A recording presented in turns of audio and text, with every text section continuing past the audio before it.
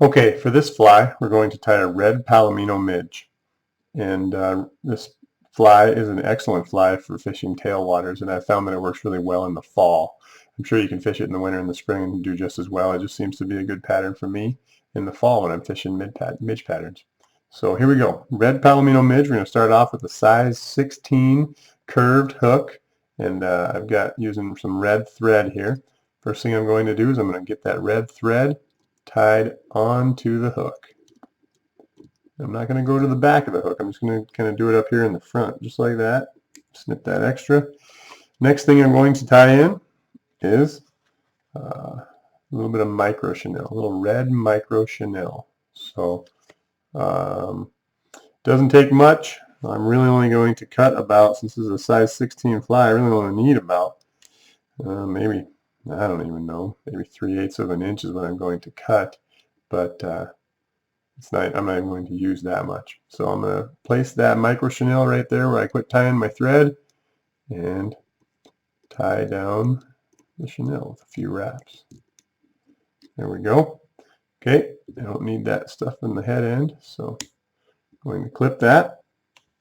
Next thing I'm going to do is I'm going to use a little bit of, this is called Antron, white Antron wool. Basically just a little bit of a, kind of like a almost like a poly yarn, but it's more of a fibery wool. You can really use anything here, but I preferably white is the color that you want, because they say that the gills of a midge are white, so that's what we're going to use. Okay, so I'm going to tie that in just like that, and we'll do a little more with that later. But the next step is going to use some red marabou, and I'm just going to pick a few red marabou fibers, not very many, maybe 3 or 4. That's more than 3 or 4. There, oh, there you go. Right there. And I'm going to take those fibers, and I'm actually going to use that as my dubbing. So I'm going to take those fibers and I'm going to twist them onto the thread, and it's going to be my dubbing for the head end of this fly. I might have a little too much. I think I'm going to break a little off there. You don't need much. There we go. And again, when you're dubbing, you can just twist it all in the same direction. And if you have to, you can lick your fingers or use a little bit of dubbing wax. That'll help tighten it up a little bit. Looks like that helped quite a bit when I did that. And now I'm just going to wrap that right onto the fly here. So it gives it kind of a bigger front end on this fly than the back end. Once I have that all wrapped, I'm going to take my Antron wool, I'm going to pull it right over the top, give the top end of the fly a little white strip,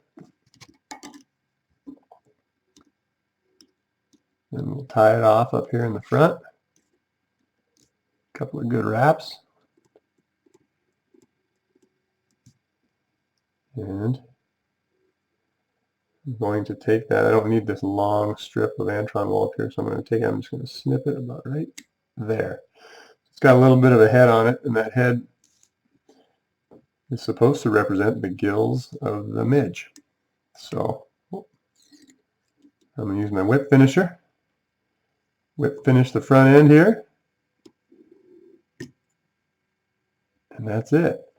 The only other thing I'm going to do is I like to have the back end right here have a little bit of a taper.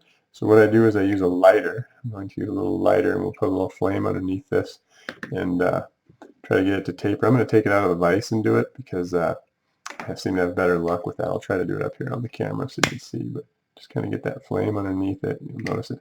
There we go. Tapered down pretty good. It might be a little longer than what I want, so I'm going to snip it and run that flame underneath it again. There we go. Now that I've done that, you can see the finished product. There it is. Well, red Palomino Midge. Really a great fly in the fall. There you go.